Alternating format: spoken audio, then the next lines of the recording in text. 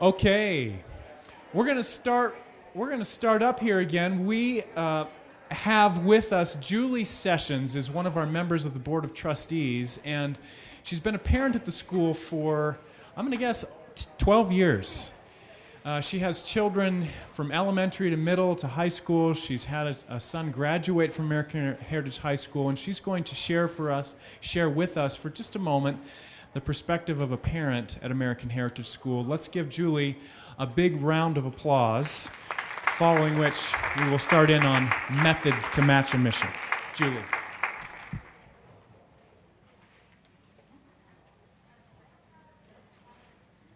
So we, as Mr. Beckwith mentioned, have, after waiting for a year to be able to get into the school, our children have attended for the last 12 years. Next year we'll have a kindergartner and a senior, with 6 total being here at the school.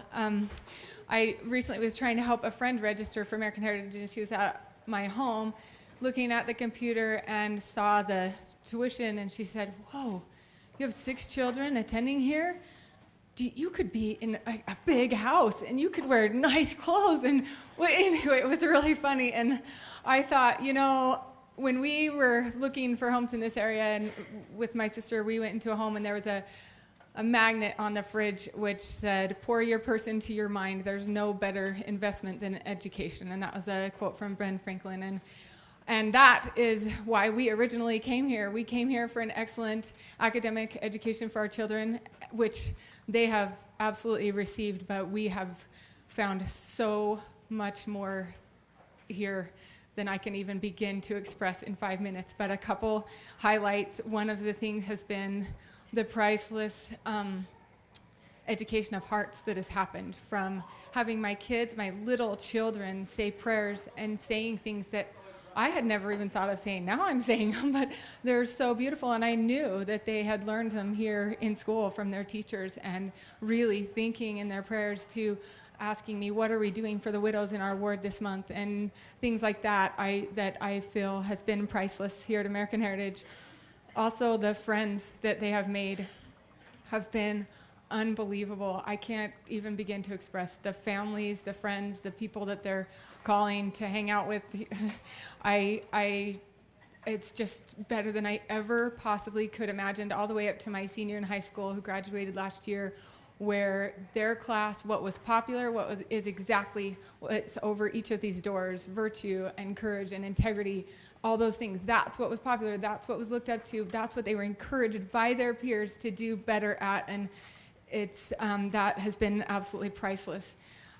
Also, the opportunities that they've had in music, which wouldn't have come from me, have been unbelievable, life-changing, some of the best experiences that they could have ever had, that they've said they've had in their lives, from the orchestra. And my son, with a picture with the Stephen Sharp Nelson and John Schmidt on both of his arms, from the piano guys, with all the opportunities that the orchestra has provided, to the choir, where I received a letter from Taiwan, and my son says that they were knocked on a door, and the people had no interest whatsoever, and his companion said, "Oh, that's a nice little piano you have over there," and it was old and out of tune.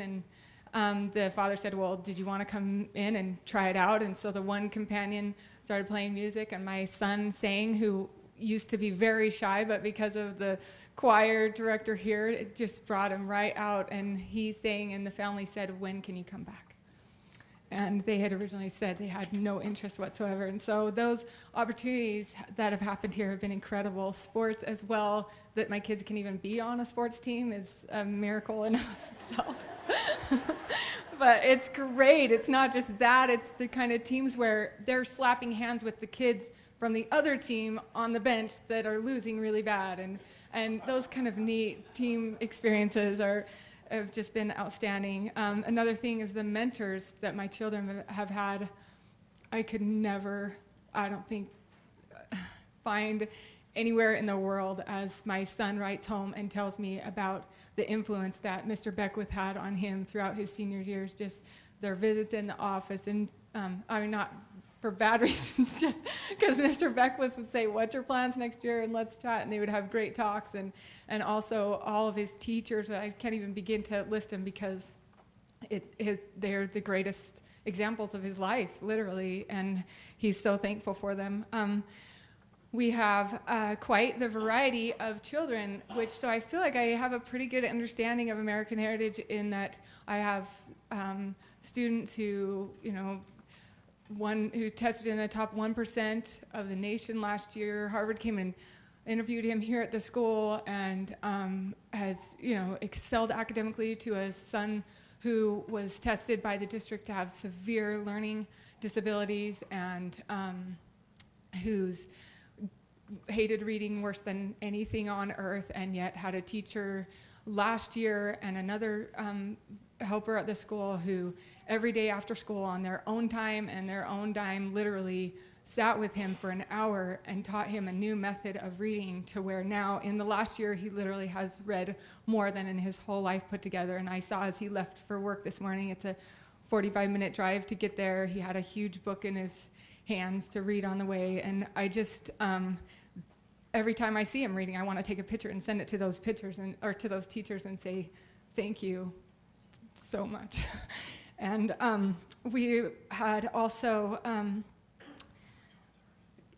just on Saturday, a friend who is looking at American Heritage also just said, "Well, do you feel like your kids have missed anything going to the public school?" And I said, "Yes, thank heavens." They have missed a lot of things that I'm so grateful for, and they have not missed a single thing that I didn't want them to have. I am so grateful for that also.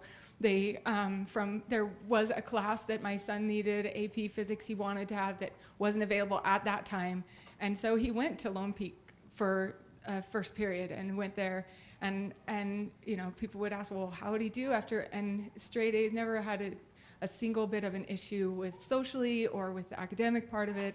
No problem at all. Had a great, but was super happy to just come back here and be here full time the next year. So it was just the first class that he missed on his junior year. And then also my daughter left for Girls State this morning, and I didn't even have a single thought about whether she would be able to fit in any way. She said, well, should I run for an office? What do you think I should run for? And I said, well, president, of course. You're totally prepared for that, thanks to American Heritage. And then college in the same way. I feel like they are completely prepared in every way. As a matter of fact, the words from Alma talking about Moroni and how he had prepared the people for battle, where it says that they were prepared in a manner that had never been known before. That's how the kind of education and background I feel like my children are receiving here. And later in that chapter it says, and not one soul was lost.